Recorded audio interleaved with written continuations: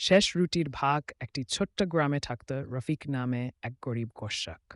সারাদিন মাঠে কাজ করে পেত, তা দিয়েই কোনোভাবে সংসার চালাত। স্ত্রী মারা গেছে অনেক বছর আগে, তার একমাত্র সঙ্গী ছিল ছোট ছেলে মামুন। একদিন হঠাৎ বৃষ্টি শুরু হলো। ধান কাটার সময় ছিল, কিন্তু বৃষ্টিতে সব ভেসে গেল।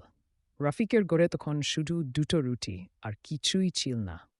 ছেলেটা ক্ষুধায়ও কাঁদছে, আর রফিক নিজের ক্ষুধা চেপে গিয়ে বলল, তুই খা বাবা, আমার এখন খিদে নেই। ছেলেটা কিছুটা খেয়ে রফিকের মুখের দিকে তাকিয়ে বলল, তুমি কেন খাচ্ছ না? রফিক হেসে বলল, তুই তো আমার সব, তোকে দেখে পেট ভরে আয়। সেই রাতে রফিক ছেলেকে ঘুম পাড়িয়ে নিজের ছেঁড়া কাঁথা মুড়ি দিয়ে বাইরে গিয়ে গ্রামের শেষ প্রান্তে হেঁটে গেল। সেখানে ছিল আরও কয়েকজন গরিব মানুষ, যাদের ঘরে আজ কিছুই নেই। রফিক তার কাছে থাকা শেষ রুটিটা ৩ ভাগ করে দিল।